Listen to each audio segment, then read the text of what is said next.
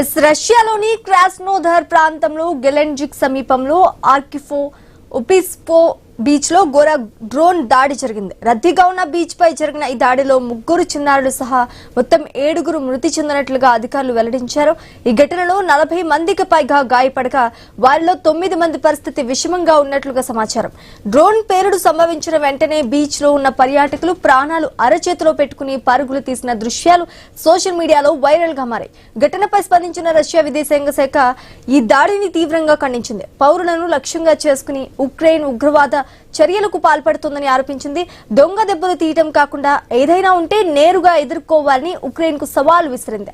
అమాయక పర్యాటకుల ప్రాణాలతో చెలగాటం ఆడొద్దని హెచ్చరించిన రష్యా ఈ దాడికి తగిన ప్రతిస్పందన తప్పకుండా ఉంటుందని స్పష్టం చేస్తుంది.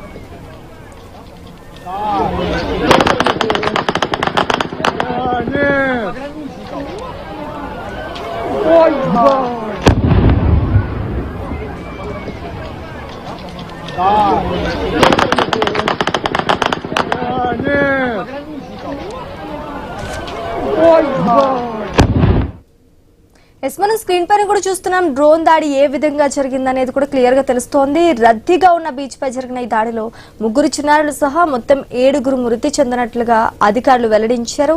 ఈ ఘటనలో 40 మందికి పైగా గాయపడగా వారిలో 9 మంది పరిస్థితి విషమంగా ఉన్నట్లు కూడా తెలుస్తోంది. డ్రోన్ పేలుడు సంభవించిన వెంటనే బీచ్ లో ఉన్న పర్యాటకులు ప్రాణాలు అరచేతిలో పెట్టుకుని పరుగులు తీసిన దృశ్యాలు కూడా మనం స్క్రీన్ పైన చూస్తున్నాం.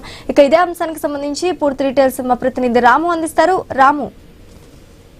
శ్రీజ, రష్యా ఉక్రెయిన్ యుద్ధం మరోసారి అత్యంత విషాదకరంగా మారింది. ఈసారి ఈ యుద్ధం భూములో కాకుండా కుటుంబాలతో ఆనందంగా గడపడానికి వచ్చిన అమాయక పర్యాటకులపై ఈ విషాదం పడింది.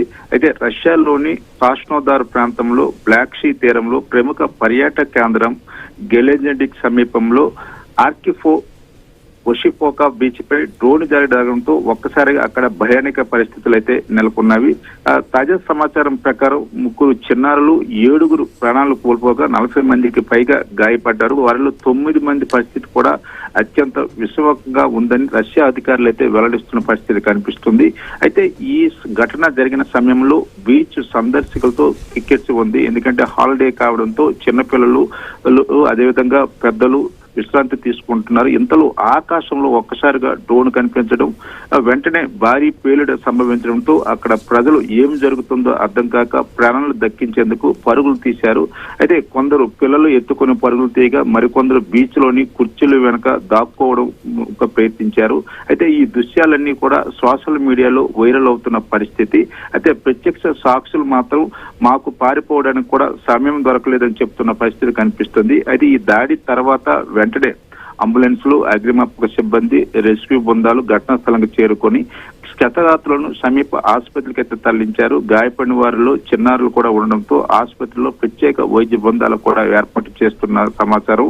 అయితే ముఖ్యంగా ఇక ఈ ఘటనపై రష్యా కూడా తీవ్రంగా ఆగ్రహం వ్యక్తం చేస్తున్న పరిస్థితి కనిపిస్తుంది.